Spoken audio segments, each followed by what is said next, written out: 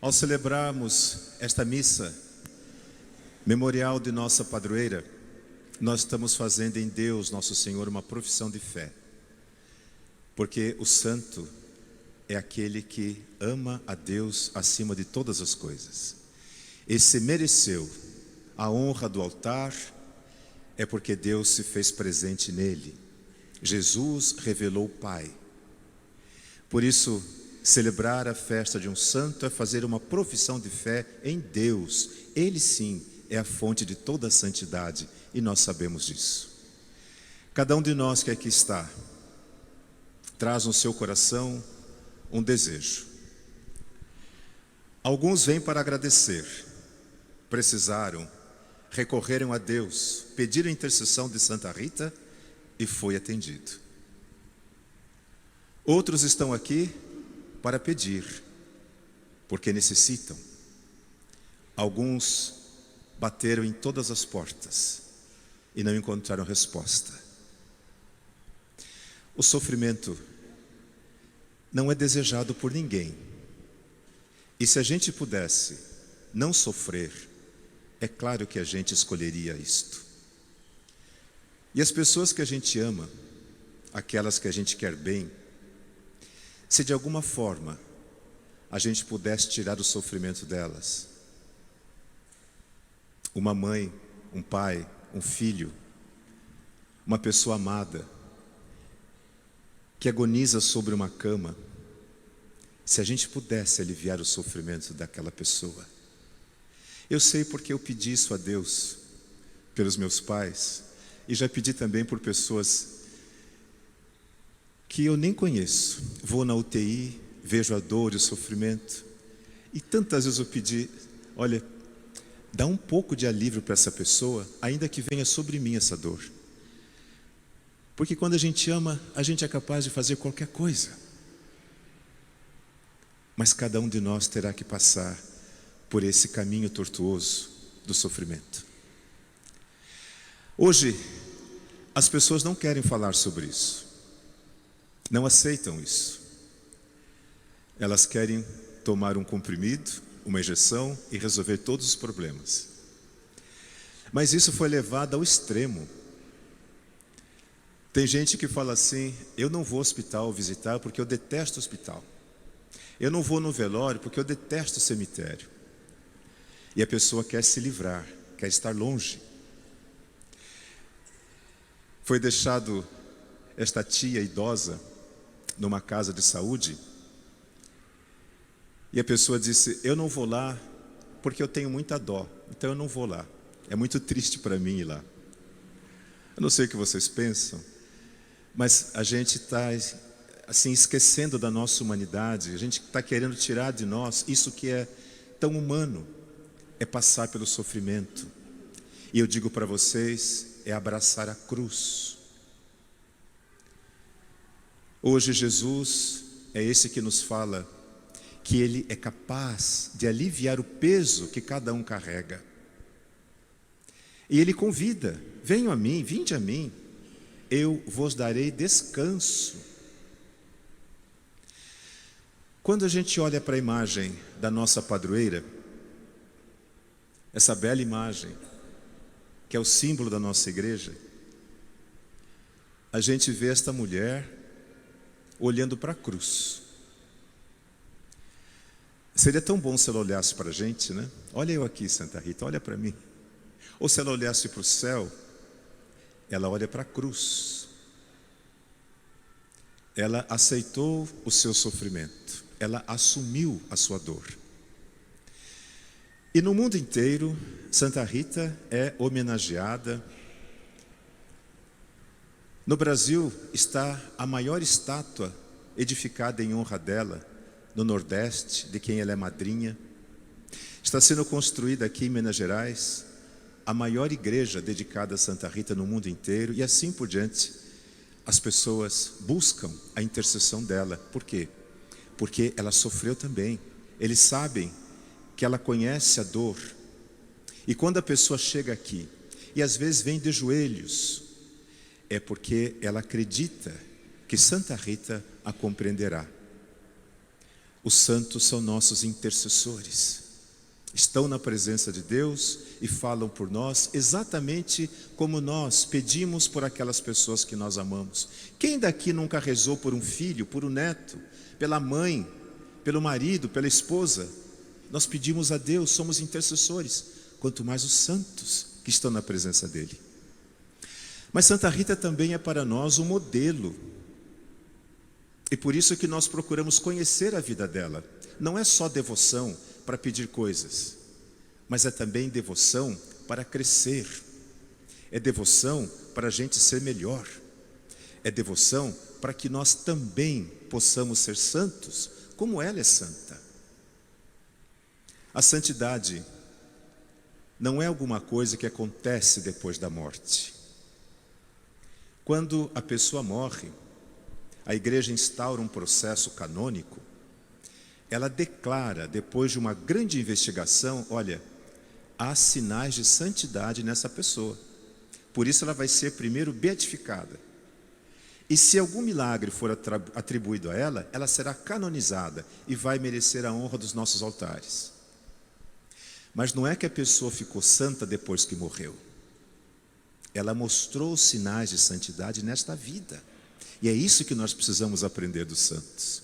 Como eles viveram, como eles fizeram, como eles suportaram a sua dor. Eu repito, ninguém quer sofrer, mas o sofrimento vem como condição humana. A dor, a doença, a separação, a perda, o luto, a morte, todas essas coisas fazem parte da nossa essência. E essas coisas existem para nos ajudar a crescer, a olhar para este lado espiritual, que de outra forma talvez permanecesse escondido de nós. Porque nós queremos tanto viver nesse mundo, fazer as coisas, aproveitar, que nos esquecemos de que nós somos também espírito, e no final é o que sobrará de nós. Quem vai a Cássia tem oportunidade, se for com tempo, de visitar não apenas a grande basílica, santuário, onde o corpo dela está há 400 anos, mas também tem a oportunidade de subir a montanha, onde ela tantas vezes se refugiou. Às vezes, a dor foi demasiado para ela, a cruz pesou demais. Pensem o que é enterrar os 2 filhos, morreram por conta da peste bubônica, peste negra. Ela ajudou tantas pessoas, mas não pôde ajudar os seus filhos. Eles morreram por causa da peste. Ela foi proibida de entrar no mosteiro para ser freira, que era o grande sonho dela desde criança. Então, em algum momento, ela sentiu a fraqueza, o medo e a tristeza que muitas vezes nós também sentimos. Por isso eu disse, quem tiver a oportunidade de ir a Cássia, não deixe de fazer essa visita à montanha onde ela se refugiava. É uma gruta estreita, mas fica no lugar muito íngreme, de dificílimo acesso. Antes não havia nada, só a rocha esculpida. Hoje tem uma escadinha pela qual se pode chegar até lá, mas não é todo mundo que consegue. Ela se refugiou na gruta, como quando a gente sente que a dor é tão grande que não pode suportar, e a gente tem vontade de desistir. Eu já passei por isso, eu sei o que é. Por isso, quando alguém vem falar comigo sobre isso, eu sei muito bem do que a pessoa está falando. Não é falta de fé. Fé está do lado da razão. Fé é uma decisão que a gente tem que tomar. Depressão não. Depressão está do lado da emoção. A gente não controla a emoção. E quando a gente vê que uma mulher como essa, que venceu tanta coisa, em algum momento da vida também teve medo, se refugiou numa gruta, a gente procura o que foi que ela fez, como é que ela saiu de lá. Ela tinha 3 santos de devoção. Não sei se vocês sabem, a nossa santa era devota de 3 santos na sua época. Em primeiro lugar, ela tinha uma devoção muito grande a São João Batista. Ela foi batizada na capela de São João Batista. E São João Batista, assim como ela, nasceu de uma forma extraordinária, reconhecida como milagrosa. Os pais de João Batista eram muito idosos. Todo mundo sabia que eles não teriam filhos. Por isso, Santa Isabel, mãe de João Batista, tinha vergonha da sua condição, porque eles achavam sempre que a culpa era da mulher. Não teve filhos? O que foi que essa mulher fez? Está pagando. Então, quando as mulheres iam na fonte buscar água de manhã, ela esperava as mulheres saírem. E somente quando dava meio-dia é que ela ia buscar água, porque elas cochichavam contra ela. Olha aí, não pode ter filhos. Mas ela nunca desistiu, nem ela, nem Zacarias. Idosos esperavam de Deus uma graça, um milagre. E na sua velhice, Isabel concebeu e deu à luz a João, o Batista, o último profeta do Antigo Testamento e o primeiro profeta, aquele que anunciou Jesus presente no meio de nós. Havia uma missão para aquele casal. O tempo de Deus não é o nosso tempo. E Deus espera de nós fidelidade. Deus espera de nós firmeza, propósito de nossa fé. Rita também nasceu de pais idosos, considerados estéreis, mas que nunca desistiram de pedir a Deus a graça de terem um filho.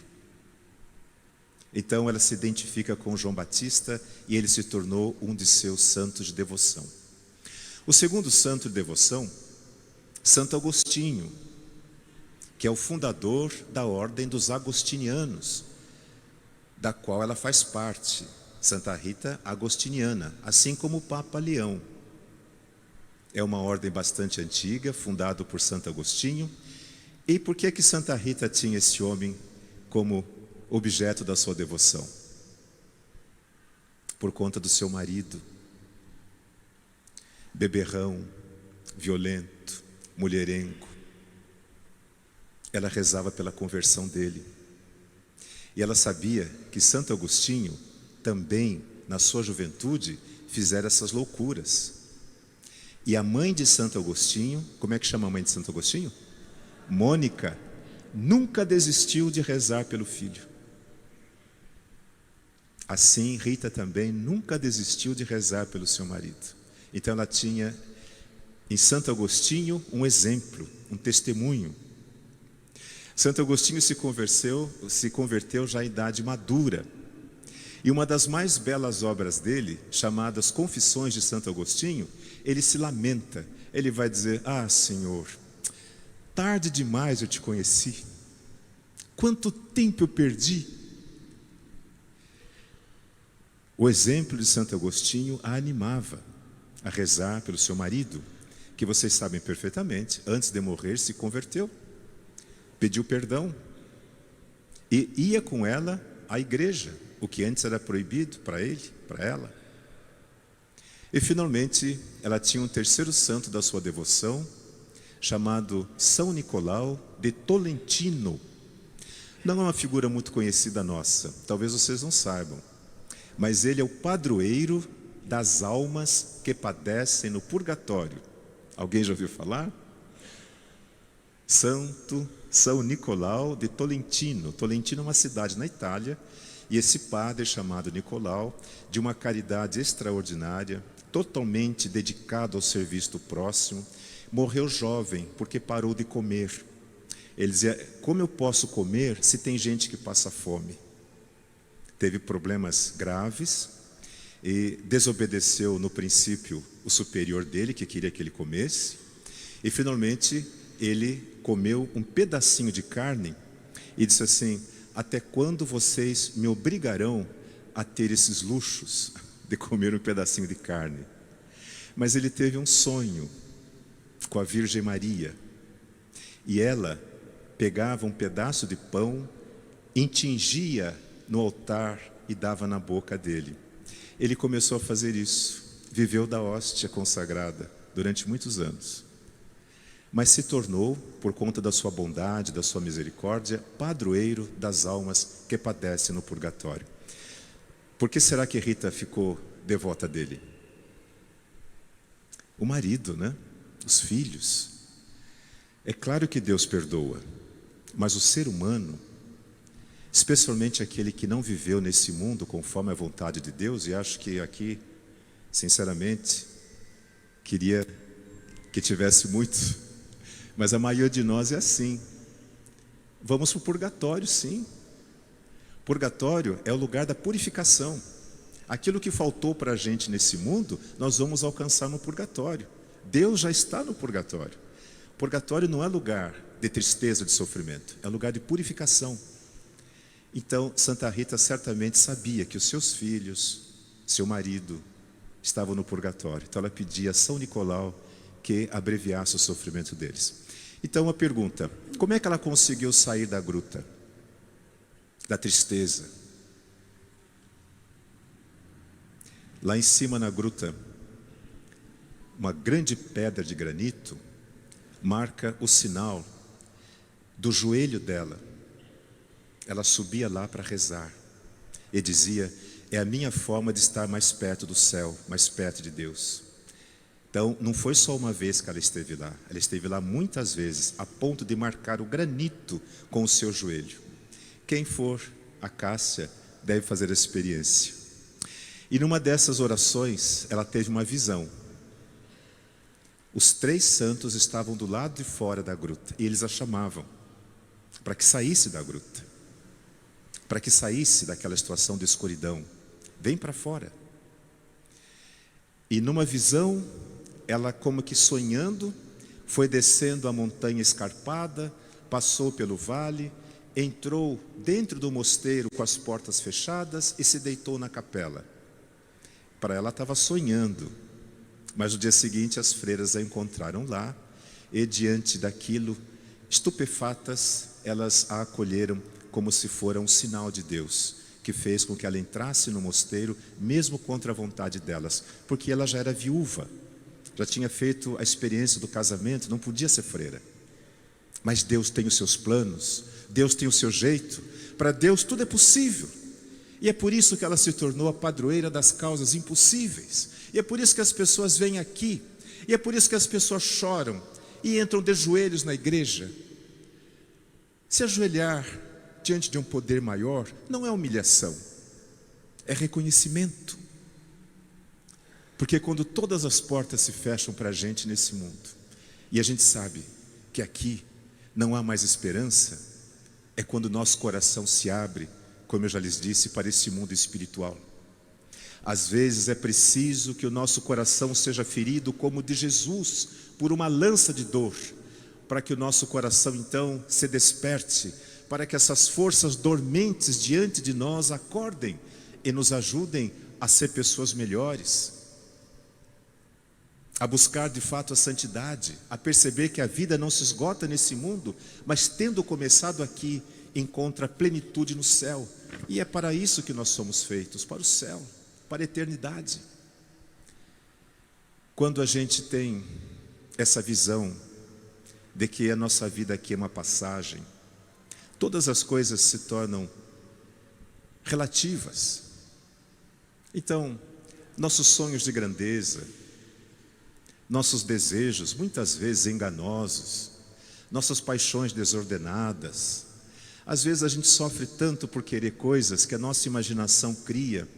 E vocês sabem que o mundo sabe como agir, né? Sabe como criar necessidade na gente. A pessoa tem um carro, mas aí sai um carro novo, a pessoa fica louca para ter aquele carro novo. A pessoa tem um celular, um aparelho, mas saiu o 16 agora. E alguém no escritório comprou e ela não tem o 16, ela se sente menor, desvalorizada. O que ela faz? Usa o cartão de crédito, se enforca no cartão, para ter um objeto que no ano que vem estará desvalorizado de novo. E assim por diante, o mundo sabe como nos atrair, como nos enganar. E muita gente vive nesse engano, de engano em engano. Mas quando a gente coloca em Deus a esperança, como diz a primeira leitura de hoje, livro do Eclesiástico, não fique procurando coisas além das suas possibilidades.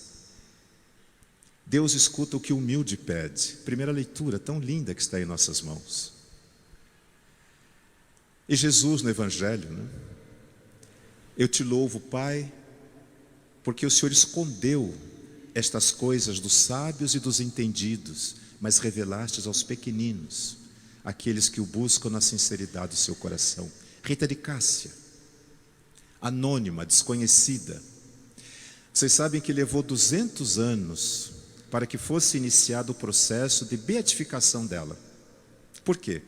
Era uma pessoa pobre, um lugar miserável.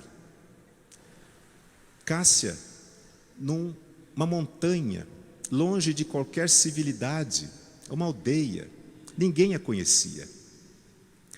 Mas o seu nome começou a ficar famoso por conta dos sinais que eram realizados sob a sua intercessão. Os missionários iam para terras estranhas, na África, na Ásia, e nas suas orações, naqueles barquinhos frágeis, enfrentando as tempestades, pediam intercessão de Santa Rita. 200 anos depois, por uma aclamação popular, a igreja começou o processo de beatificação, mas só concluiu 200 anos depois. Foram quase 400 anos para ser considerada santa. E o que é que isso me ajuda a entender? É muito importante, até isso ela nos ensina. Nós não vamos ser reconhecidos pelo bem que fazemos nesse mundo. Nós todos somos anônimos aqui. Quem de nós? Quem de nós? Só Deus. Deus sabe o que cada um faz. Deus sabe como é que nós cuidamos dos outros. Deus sabe do nosso desejo. Deus sabe as obras de gentileza que nós somos capazes de fazer pelos outros, assim como ela. Não foi a igreja oficial que a reconheceu, foi o povo, os milagres, os sinais. Há 3 tipos de pessoas nesse mundo. O primeiro tipo de pessoa é marcado por maldade. Infelizmente tem muita gente má nesse mundo. A gente chama de perverso. É uma estrutura psíquica, a perversão. A pessoa sempre fará o mal, mesmo quando alguém lhe faz o bem. São pessoas narcisistas. E às vezes elas estão dentro da nossa casa.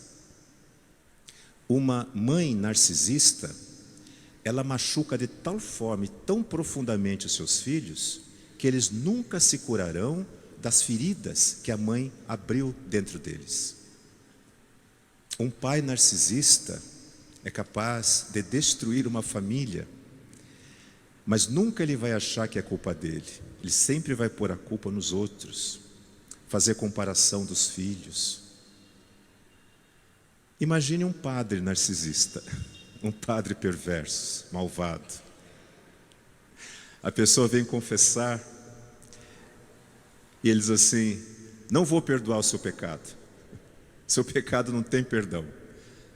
Eu queria comungar. Você não pode comungar. Isso é maldade. Isso é perversão. Não existe isso.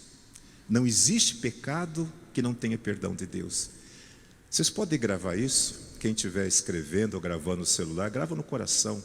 Não existe pecado que Deus não possa perdoar. Por isso ele pôs os padres no mundo para perdoar os pecados, não para torturar as pessoas. E quando um padre falar isso para vocês, vocês agradeçam a ele, saiam de lá e vão em outro lugar. E tenho certeza que se você se arrependeu do seu pecado, você deve comungar sim, porque comungar é um direito que todo batizado tem.